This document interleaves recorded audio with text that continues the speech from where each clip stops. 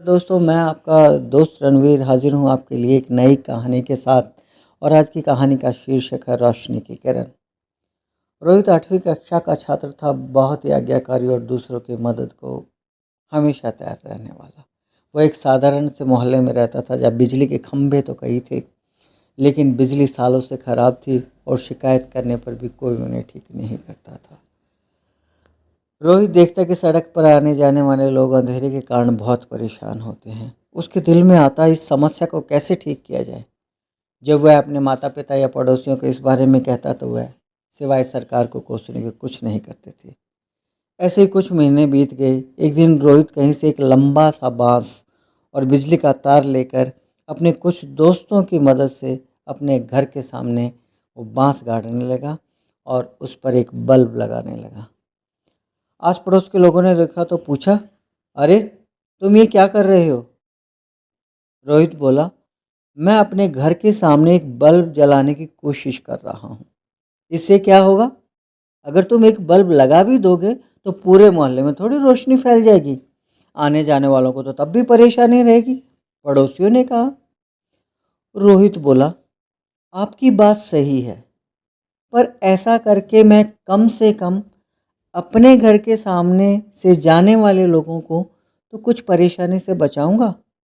और ऐसा कहते हुए उसने वह बल्ब टांग दिया। रात को जब बल्ब जला तो पूरे मोहल्ले में रोशनी फैल गई। किसी ने रोहित के इस कदम की खिल्ली उड़ाई तो किसी ने उसकी तारीफ की। एक दो दिन बीते तो लोगों ने देखा कि कुछ और घरों के सामने लोगों ने बल्ब टांग दिए हैं। फिर क्या था, महीना बीतते बीतते तो पूरा मोहल्ला ही प्रकाश में जगमगा उठा। एक छोटे से लड़के के एक कदम ने पूरे मोहल्ले में इतना बड़ा बदलाव ला दिया।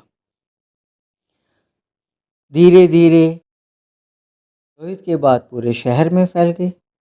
अखबारों ने भी इस खबर को छापा और अंत में प्रशासन को भी अपनी गलती का एहसास हुआ और उसने भी मोहल्ले की स्ट्रीट लाइट को ठीक करा दिया।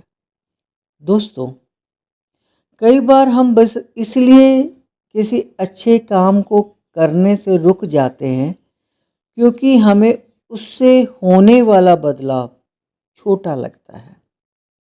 लेकिन हकीकत में हमारा एक छोटा सा कदम एक बड़ी क्रांति लाने की ताकत रखता है। हमें वो काम करने से कभी भी नहीं चूकना चाहिए जो हम कर सकते हैं। इस कहानी में भी अगर रोहित के उस कदम की वजह से पूरे मोहल्ले में रोशनी नहीं भी हो पाती तो भी उसका ये कदम उतना ही महान होता जितनी की रोशनी हो जाने पर हुआ। रोहित की तरह हमें भी बदलाव होने का इंतज़ार नहीं करना चाहिए, बल्कि खुद बदलाव करने की कोशिश करनी चाहिए। हमें खुद वो बदलाव बनना चाहिए जो हम दुनिया में देखना चाहते हैं। तभी हम अंधेरे में रोशनी की किरण फैला सकते हैं।